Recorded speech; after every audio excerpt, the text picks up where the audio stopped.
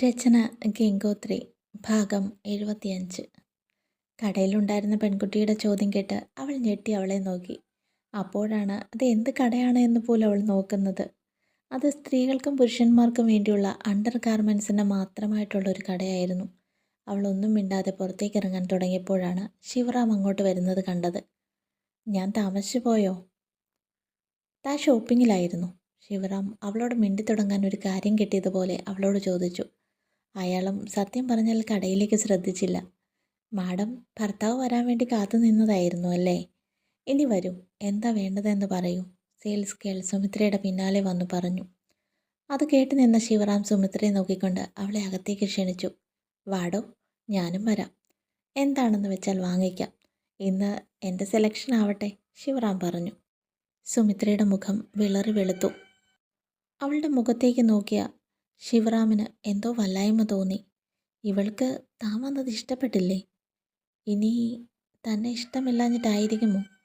പലവിധ ചിന്തകളിൽ നിന്ന ശിവറാമിനെ സെയിൽസ്മാൻ്റെ ശബ്ദമാണ് യാഥാർത്ഥ്യത്തിലേക്ക് മടക്കിക്കൊണ്ടുവന്നത്. അപ്പോഴാണ് സത്യം പറഞ്ഞ അയാളും കടയിലേക്ക് ശ്രദ്ധിക്കുന്നത്. അവിടെ ഉണ്ടായിരുന്ന ക്ലോത്ത് ഡമ്മിയിലേക്ക് നോക്കിയ ശിവൻ ഞെട്ടിപ്പോയി. സുമിത്ര ഇത് വാങ്ങാൻ വന്നതായിരുന്നു. ആകെപ്പെട്ടല്ലോ കൃഷ്ണ, അയാൾ വിയർത്തു.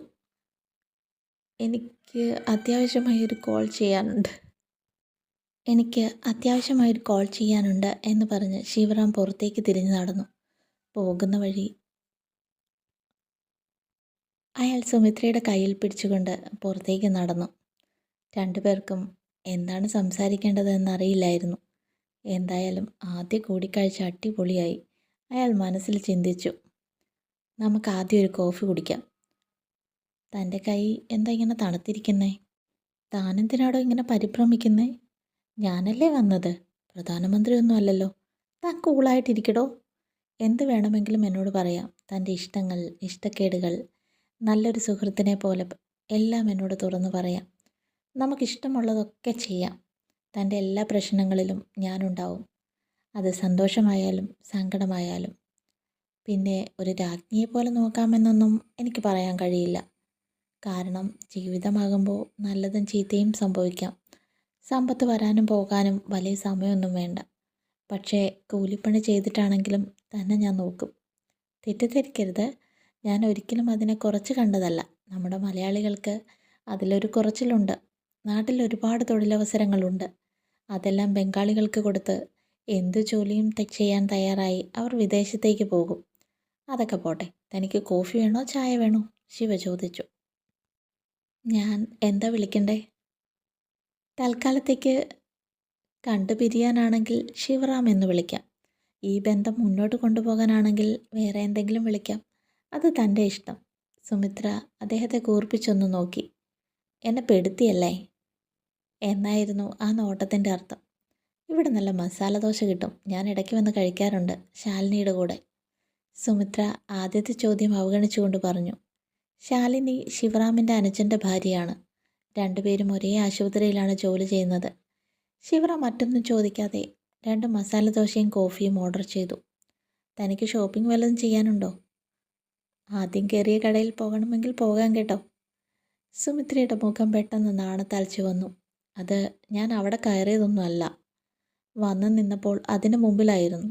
അവിടെ ഉണ്ടായിരുന്ന സെയിൽസ് ഗേൾ വന്ന് മാഡം അകത്തേക്ക് വരൂ എന്ന് പറഞ്ഞപ്പോൾ ഞാൻ യാന്ത്രികമായി പോയതാ. നമ്മൾ കാണാൻ തീരുമാനിച്ചിരുന്നത് കൊണ്ട് ഞാൻ ആ ഒരു വെപ്രാളത്തിലായിരുന്നു. അപ്പോഴാ ഇങ്ങള് വന്നേ, അവൾ നാണത്തോടെ പറഞ്ഞു. അയ്യേ, ഇങ്ങളോ? നിങ്ങളുടെ വീട് കണ്ണൂർ, കോഴിക്കോട് അങ്ങനെ വല്ലതാണോ? ഈ ഭാഷയൊക്കെ അവിടെ ഉള്ളതല്ലേ? എന്നെ അങ്ങനെയാണോ വിളിക്കാൻ പോകുന്നത്? അങ്ങനെ വിളിക്കാൻ ഇഷ്ടമാണെങ്കിൽ വിളിച്ചോ. പക്ഷെ ഞാൻ മറ്റെന്തൊക്കെയോ പ്രതീക്ഷിച്ചു. ഞാനും കോട്ടയംകാരിയാ, നമ്മുടെ മമ്മൂട്ടിയുടെ നാട്ടിൽ, വൈക്കം. നിങ്ങൾ ബേജാറാവണ്ട, ഞാൻ ആലോചിച്ച് എന്തെങ്കിലും വിളിക്കാം. ഞാൻ സുമി എന്ന് വിളിക്കാം.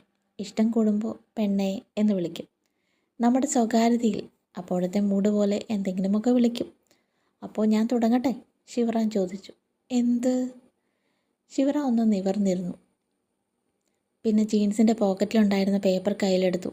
അത് നിവർത്തി നോക്കണമെന്നുണ്ടായിരുന്നു. എങ്കിലും സുമിത്രയുടെ മുമ്പിൽ വെച്ച് അത് തുറക്കാൻ ഒരു ചമ്മൽ അനുഭവപ്പെട്ടു. അതിലെ പാതിയും ശിവറാം മറന്നുപോയിരുന്നു. എന്താ ആലോചിക്കുന്നേ? 2-3 മണിക്കൂർ ഇരുന്ന് ആലോചിച്ച് പറയാനുള്ളത് എഴുതി വെച്ചതാ. അയാളൊരു ദീർഘനിശ്വാസം എടുത്തുകൊണ്ട് അവളുടെ മുഖത്തേക്ക് നോക്കി. തനിക്ക് തന്നെപ്പോലെ സുന്ദരിയായ ഒരു മോളെയും ഭാവിയിൽ എന്നെപ്പോലെ പോക്കിരിയായ ഒരു മോനെയും വേണമെങ്കിൽ നമുക്ക് അടുത്ത ദിവസം തന്നെ കേരളത്തിലേക്ക് പോകാം. മോൾ കേരളത്തിലുണ്ട്. മോന് വേണ്ടി അല്പം ക്ഷമയോടെ കാത്തിരിക്കണം. കണ്ണടച്ച് പിടിച്ചുകൊണ്ടാണ് ശിവറാം അത്രയും പറഞ്ഞത്. പിന്നെ പതിയെ ഒരു കണ്ണ് തുറന്ന് സുമിത്രയെ നോക്കി. അവൾ അയാളെ തന്നെ ഉറ്റുനോക്കിയിരിക്കുകയായിരുന്നു. പറഞ്ഞത് തമാശയാണോ കാര്യമാണോ, ചിരിക്കണോ കരയണോ എന്നൊന്നും അവൾക്കറിയില്ലായിരുന്നു. മോളുടെ ഫോട്ടോ ഞാൻ കണ്ടിട്ടുണ്ട്. നല്ല സുന്ദരിയാ. എനിക്ക് മോളെ ഇഷ്ടമാ, സുമിത്ര പറഞ്ഞു. അപ്പോൾ എന്നെയോ?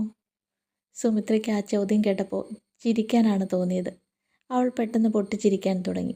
അവളുടെ ചിരി കണ്ടപ്പോൾ ശിവറാമൻ ചിരിച്ചു. രണ്ടുപേരും നിർത്താതെ ചിരിച്ചുകൊണ്ടിരുന്നപ്പോൾ കണ്ണുകൾ പരസ്പരം കൊരുത്തു. ആ കണ്ണുകൾ പരസ്പരം സംസാരിക്കുന്നുണ്ടായിരുന്നു. അവ പരസ്പരം ഇഷ്ടമാണെന്ന് വിളിച്ചു പറയുന്നുണ്ടായിരുന്നു. തുടരും.